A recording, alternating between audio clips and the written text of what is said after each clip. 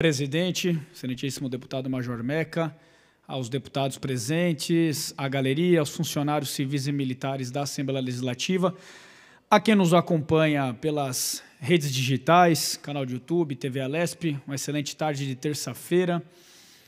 Venho a esse pequeno expediente, mais uma vez, dar luz às questões de segurança pública que a gente enfrenta no Brasil nessa madrugada de segunda para terça-feira. Tivemos um episódio, mais uma vez, lamentável, que a gente tem colocado e evidenciado aqui no dia a dia, nas nossas falas, nas nossas intervenções em relação à segurança pública, que foi lá no estado de Minas Gerais, uma ocorrência grave, uma ocorrência ultraviolenta, a chamada domínio de cidades, ou então novo cangaço, na cidade de Guaxupé, uma cidade de porte médio, cerca de 50 mil habitantes, foi alvo nessa madrugada de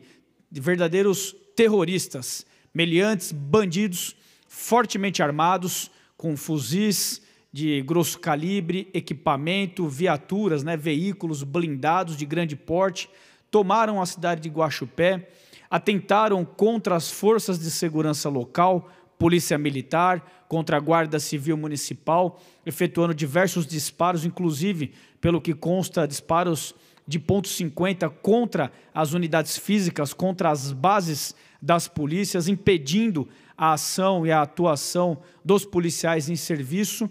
e direcionaram uma outra parte do grupo para a explosão de caixas eletrônicos, Caixa Econômica Federal, Banco do Brasil, na intenção de subtrair grandes valores. Essa ocorrência a gente já viu acontecer também aqui no estado de São Paulo e em outros lugares do Brasil. Graças a Deus e graças ao combate efetivo que o atual governo de São Paulo, com Tarcísio Gomes de Freitas à frente, graças à política pública que a Secretaria de Segurança Pública tem adotado de combate ao crime organizado aqui em São Paulo, à frente dela o nosso deputado licenciado e secretário Guilherme Derrite, a gente deixou de noticiar em São Paulo essas graves ocorrências nos últimos tempos, inclusive em 2024 não tivemos, porém já houve episódios em Atibaia, Guararema, Araçatuba, Biritiba-Mirim e uma série de outras cidades.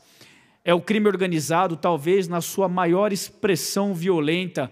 levando pessoas, inclusive, como refém, muitas vezes fazendo escudos humanos, subtraindo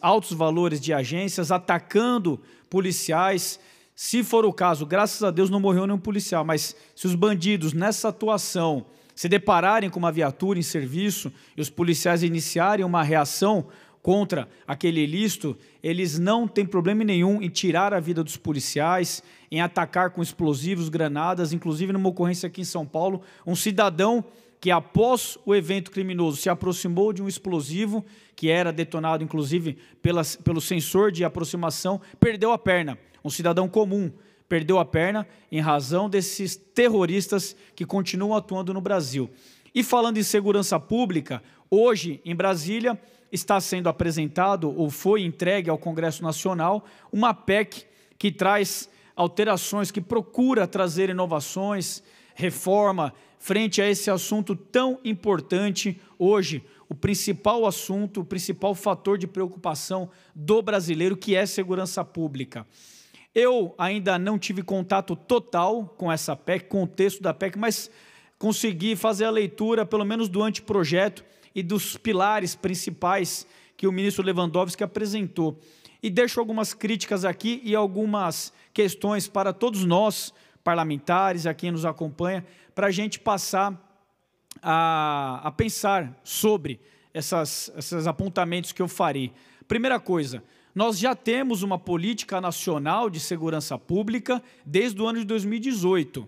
2018, governo do Michel Temer, nós temos lá toda a política de segurança pública, a coordenação que deveria estar sendo feita desde então, nós já temos ela estipulada e aprovada. Agora, a intenção do governo federal é elevar essa política pública ao nível constitucional, inserindo dentro da Constituição essas questões. Mas por que será que o governo federal passou a ter como preocupação agora a segurança pública? Porque nunca foi uma pauta da esquerda a segurança pública, pelo contrário, sempre foram defensores justamente do desencarceramento, de passar a mão na cabeça de ladrão, sempre foram grandes defensores de tirar, esvaziar competência, esvaziar os presídios, esvaziar a autonomia e a autoridade da polícia. E, de repente, passam a tratar do tema.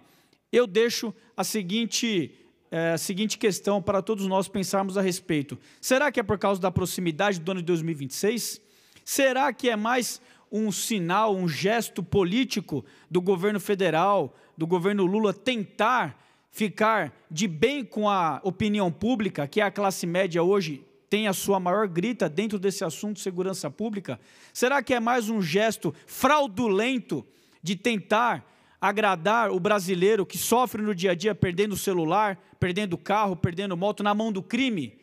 Nós, da direita, nós que defendemos a polícia, que somos conservadores, defendemos o cidadão de bem, sempre solicitamos uma reforma do sistema de justiça criminal no Brasil, que uma Constituição já caminha para 36 anos de existência e nós estamos perdendo essa guerra. E agora o governo federal está fazendo uma proposta. Para encerrar, presidente, eu peço e solicito que todos nós analisemos muito bem